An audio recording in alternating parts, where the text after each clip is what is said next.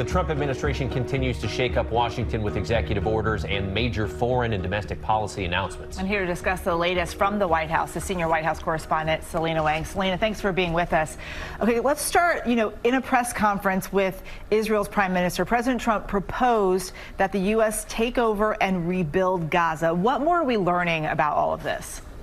Yeah, well, Eva, there are still so many more questions than answers about all of this. For instance, what authorities does the U.S. have to take over a sovereign territory, and who's going to pay for rebuilding Gaza? And the president himself has also been shifting his position on this. First, he said that this would be a permanent relocation of Palestinians in Gaza. Now he's saying that it would be temporary. But Eva, the international outrage has been growing. Egypt is calling this a blatant violation of international law, warning that it could destabilize the entire region. And sources have been telling me that even some of the president's top advisors were caught off guard and surprised when he made that announcement this week.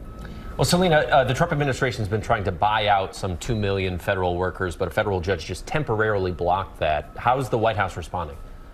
Yeah, Trevor. So the White House's spin on all of this is that it's actually a win for them because it buys federal workers more time to decide if they want to take up the Trump administration up on this offer. But labor unions have been warning workers not to trust the Trump administration, saying that this is a violation of the law. They are saying, do not take this deal. What this deal is it allows these workers to resign and they'd be paid out through the end of September. Now, sources are telling us that at this point, more than 60,000 federal workers have accepted this buyout deal. But this was sent widely to more than 2 million federal workers across nearly every federal agency. Think of the CDC, the FAA, the Treasury, and experts have been warning that if even a fraction of workers resign, this could send shockwaves through the economy.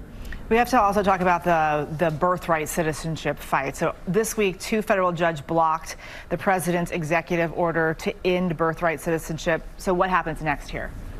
Yeah, so this was really significant this week. Those 2 federal judges, they indefinitely blocked Donald Trump's executive order trying to end birthright citizenship from going into effect. So that is on pause as it plays out through the legal system. So experts say that if all of these lower courts rule unanimously, it could make it harder for the Trump administration to appeal. But what this means, guys, is that at least for the time being, the countless pregnant, undocumented women across this country can breathe a sigh of relief. And I actually spoke to one of those women this week, and she told me that while she is relieved for her future child, which is due just in a couple of months, she says she is still terrified that she could be deported by ICE and that she could be in the future separated from her child. We're hearing that from a lot of people. Selina, there's been so many executive orders already that it's hard to keep track of, but there's one that's really still looming, this potential executive order to maybe dismantle the Department of Education. What's the latest on that? When might that happen?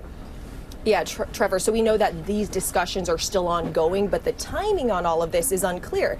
And the president actually doesn't have the authority to dismantle a federal agency. So what we're told is that this executive order is going to be about calling on Congress to pass legislation to end it. Now, this move would be extraordinary, but it is something that President Trump had campaigned on. He campaigned on ending the Department of Education, sending education policy back to the states. His argument is that this department has too much spending power without seeing adequate improvement in academic results for students in this country.